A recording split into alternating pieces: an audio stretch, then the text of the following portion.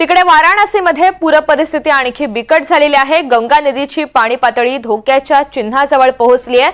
सर्व 84 घाट आता पाण्याखाली गेलेले आहेत आणि नदीचं पाणी प्रत्येक तासाला झपाट्याने वाढतंय।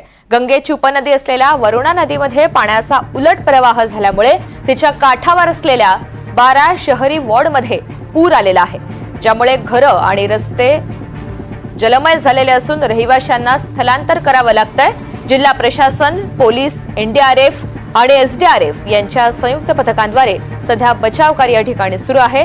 मदत कार्य सुद्धा राबवलं जात आहे।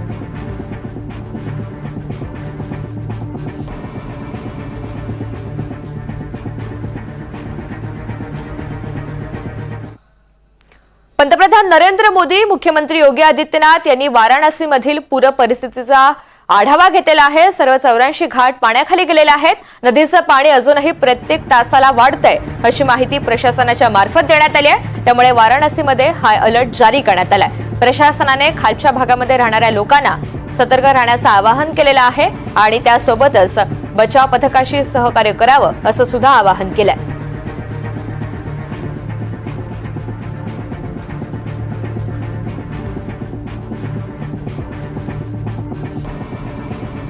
गंगा यमुना नद्यांच्या वाढत्या पाण्यामुळे प्रयागराजमधील घरं जलमय झालेली आहेत।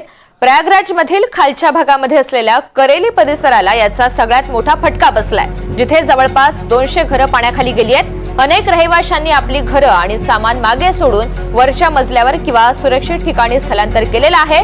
पाण्याच्या पातळीत वाढ होत असताना चिंताग्रस्त रहिवाशांनी परिस्थिती आणखी बिकट होत असताना सुद्धा कोणतीही अधिकृत मदत ही मिळत नाहीये, अशी आरोप करत चिंता व्यक्त केलेली आहे। पुढील 4 दिवसांमध्ये दोन्ही नद्यांच्या पाण्याच्या पातळीत आणखी वाढ होण्याची शक्यता असल्यामुळे प्रशासनाने सतर्कतेचा इशारा जारी केलाय आणि खालच्या भागातील रहिवाशांना सुरक्षित ठिकाणी स्थलांतरित होण्याचं आवाहन सुद्धा केलंय।